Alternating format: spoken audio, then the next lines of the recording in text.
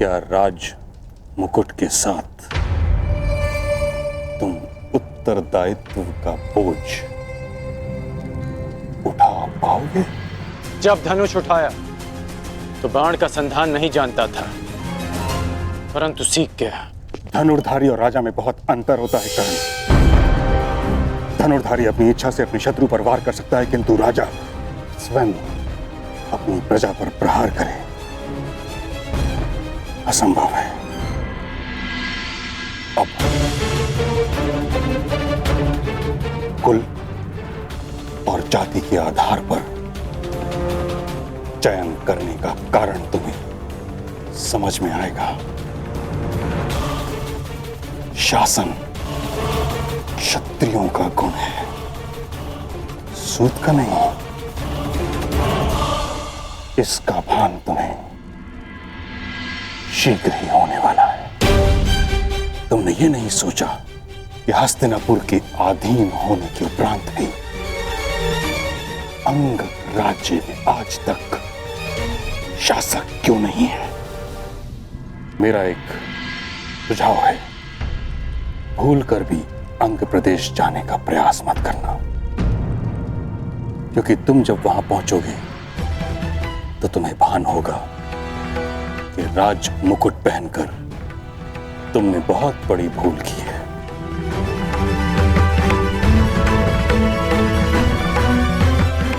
बधाई।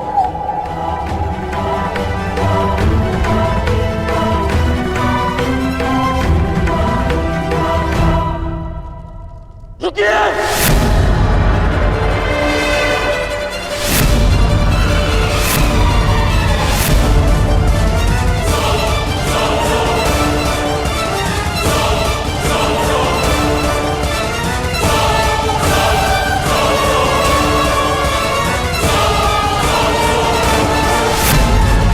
क्या हुआ मित्रकर्ण?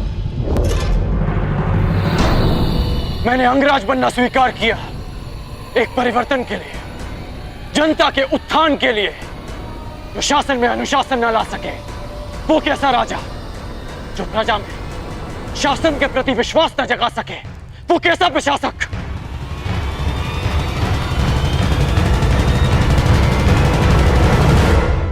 अभी आप ही ने बताया ना मां महिम कि आज तक अंग प्रदेश में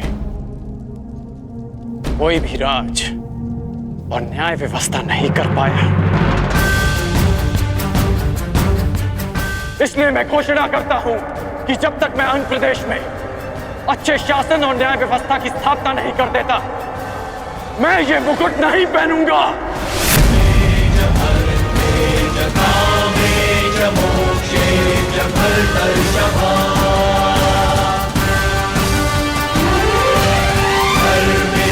ये मुकुट मेरे लिए न भार है न आभार। जिस दिन अंग में अच्छा शासन लागू होगा, मैं स्वयं आपके हाथों से ये मुकुट पहनूंगा।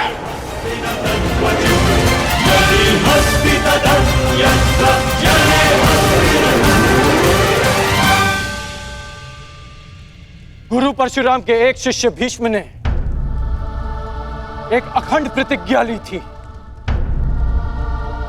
और आज एक अखंड प्रतिज्ञा गुरु परशुराम का दूसरा शिष्य कर्ण लेता है।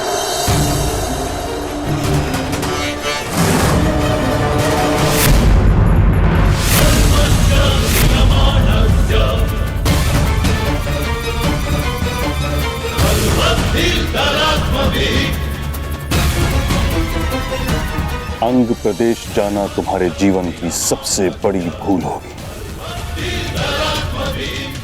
तुमने कभी स्वप्न में भी नहीं सोचा होगा किस प्रकार की चुनौती तुम्हारे समक्ष खड़ी होगी वहां। अब तक तुम्हारा शत्रु तुम्हारी दृष्टि के सामने था, इसलिए तुम उस पर वार कर पाए, किंतु अंग प्रदेश में तुम्हारा शत्रु अदृश्य होगा। इस सूत पुत्र ने आज तक अदृश्य शत्रु का ही अधिक सामना किया है, इसलिए मैं जानता हूं कि शत्रु की सोच पर कैसे लक्ष्य साधा जाए, उसे कैसे पराजित किया जाए। महामहिम।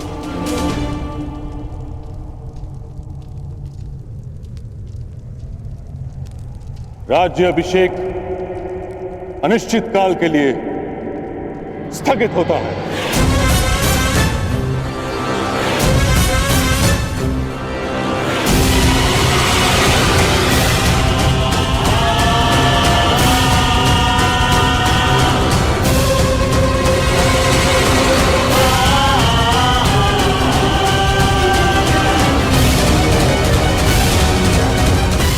मित्र कर्ण,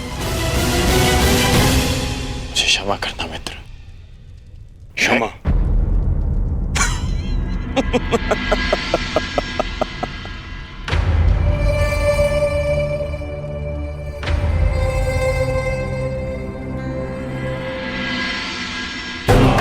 तुम क्षमा के नहीं, तुम सम्मान के पात्र हो मित्र। आज तुमने यह साबित कर दिया कि मैंने तुम्हें अंगराज बनाकर कोई भूल नहीं की। अब हम दोनों के पास में एक एक लक्ष्य है और ऐसा प्रतीत होता है हम दोनों का अभिषेक भी एक ही साथ होगा, तुम्हारा अंगराज के रूप में और मेरा हस्तिनापुर के युवराज के रूप में।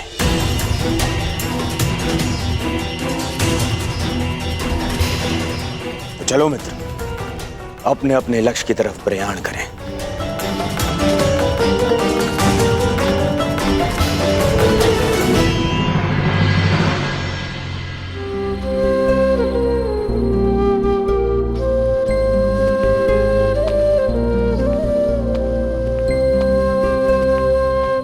राजमाता, आप अभिषेक के शकुन के विषय में कह रहे थे।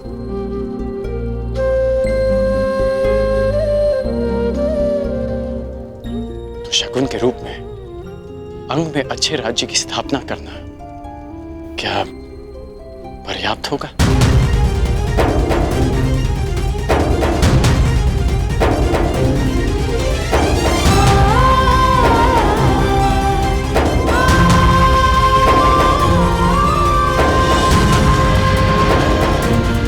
विजयी होना पुत्र, जीवित रहना।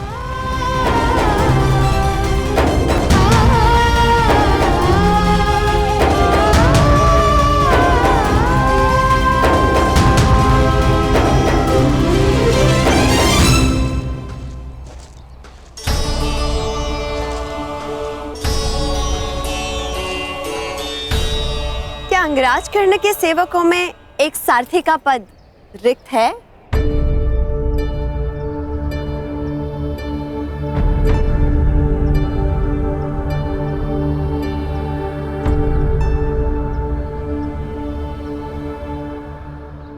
ये यात्रा बहुत दुर्गम और दुस्साध्य होने वाली है।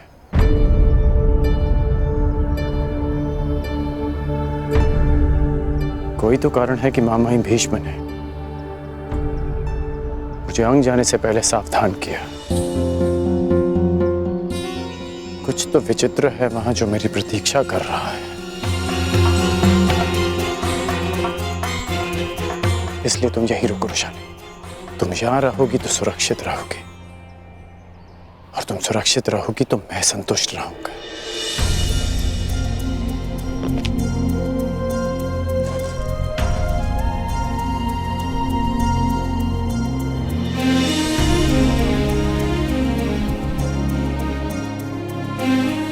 अपना धनुष्य दो धनुर्धारी।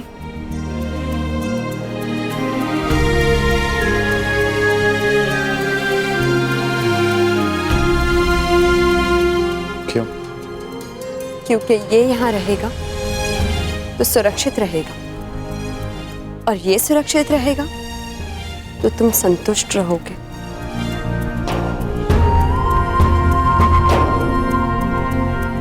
अंगराज कर्ण, अंग की इस यात्रा में ये धनुष और मैं, हम दोनों तुम्हारा बल है। ये धनुष तुम्हें शत्रुओं से संघर्ष में काम आएगा, और वृषाली शत्रुओं की सोच से संघर्ष में।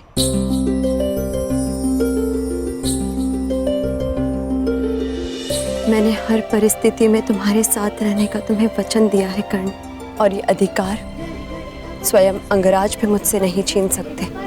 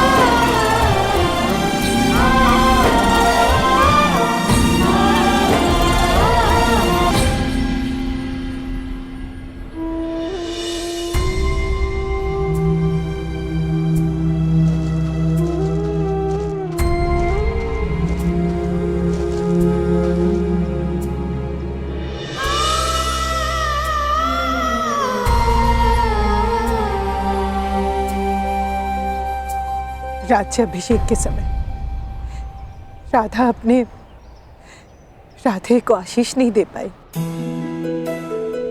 परंतु अंगराज कर्ण को अपने जीवन के नए मार्ग पर जाने से पहले उसकी माता एक सीख देने आई है। कर्ण, नियति ने तुम्हें सदा दुर्गम मार्ग दिया है। निश्चित रूप से अंग का मार्ग भी सुगम नहीं होगा। जब कभी ऐसे परिस्थिति में फंस जाओ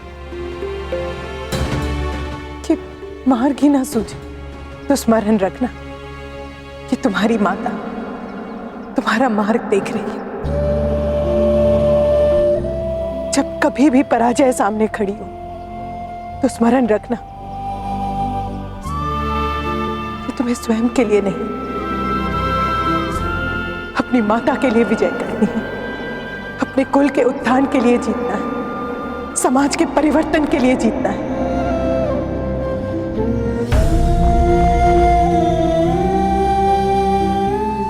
विजय भव पुत्र।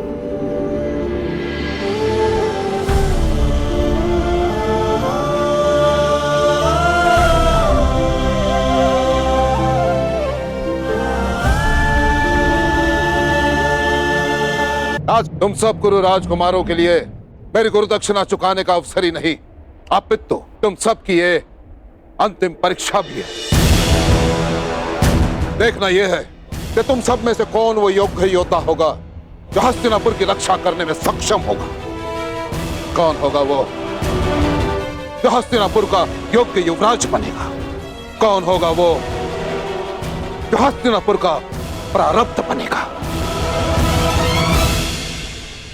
युवराज पद किसे मिले ये हमारा लक्ष्य नहीं है गुरुदेव, परंतु आपको आपकी गुरु दक्षिणा अवश्य मिलेगी।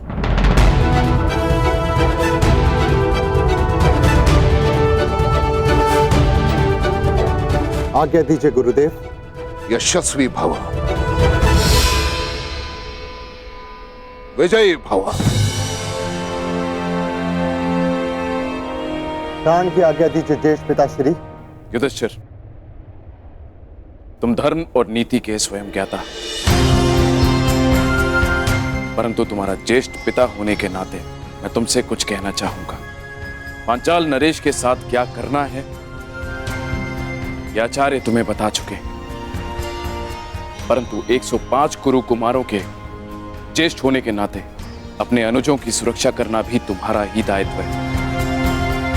मैं अपने प्राण देकर भी अपना दायित्व पूरा करूंगा महाराज। मैं अपने प्राण देकर भी अपना दायित्व पूरा करूंगा महाराज।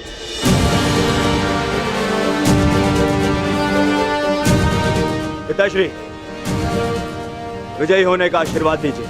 दीर्घ आयु भव पुत्र, सुरक्षित लौटना। प्रयाण करो।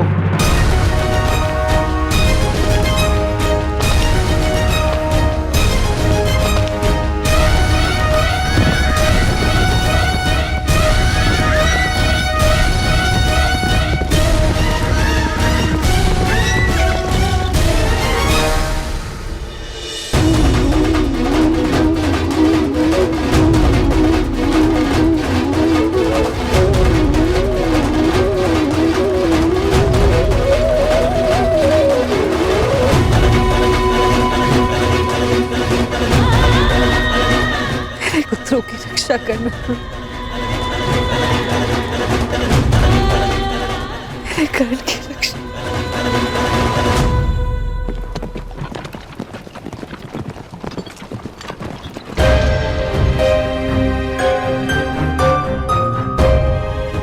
यहाँ से 2 मार्ग जा रहे हैं। ये अंगदेश किस ओर होगा?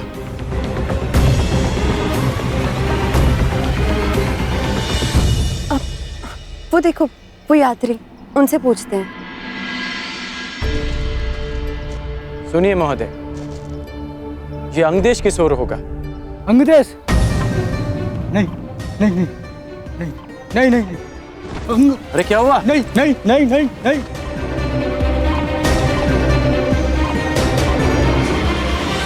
ये अंगदेश के नाम से इतना भयभीत क्यों हो गया?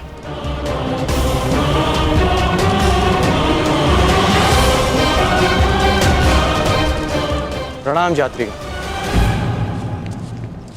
हमें अंगदेश जाना है।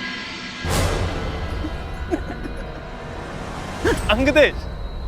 तो आप अंगदेश जाएंगे?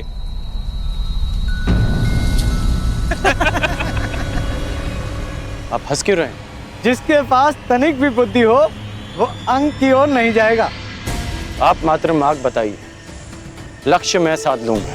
तो ये दाहिना मार्ग पकड़ लीजिए मित्र, किंतु आगे जाके जब प्राण संकट में पड़े तो हमें दोष मत दीजिएगा कि हमने आपको चेतावनी नहीं दी।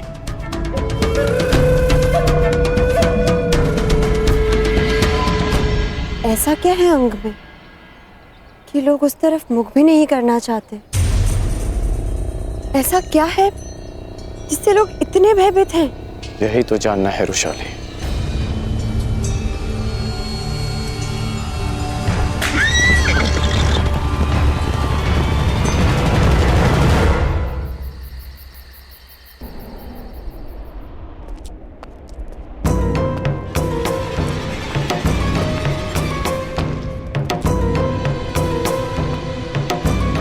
प्रणिपात महामहिम।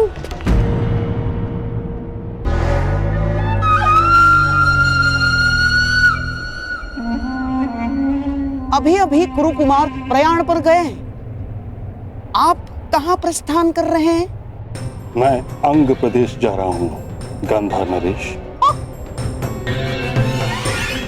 अंग प्रदेश जाने का प्रयोजन क्या हो सकता है महामहिम?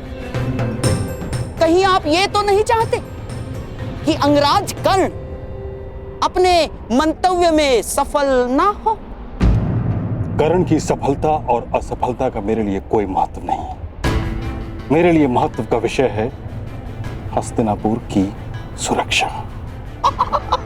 तो फिर आपका जाना उचित कैसे हुआ महामहिम? अब सारे कुरुकुमार पांचाल पर प्रयाण करने गए। अब वो यदि आचार्य की गुरु दक्षिणा देने में असफल रहे तो, और यदि कल को पांचाल हस्तिनापुर पर आक्रमण कर दे तो महामहिम? कर्ण की योग्यता की परख की अपेक्षा हस्तिनापुर की सुरक्षा से अधिक महत्वपूर्ण है आपके लिए।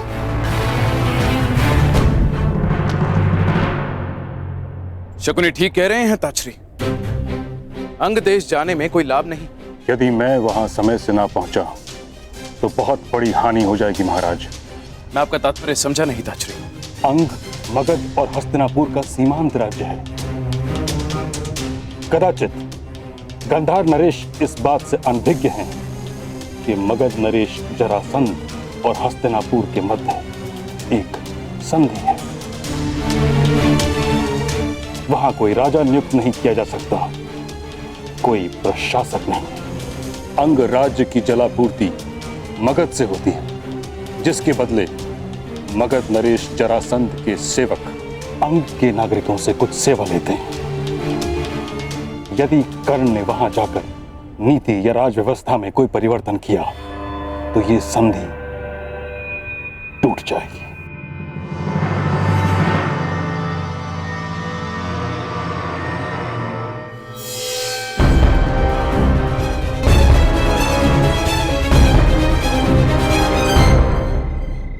कदाचित हम अंग पहुंच गए। यह है अंग प्रदेश, मेरी कर्म भूमि।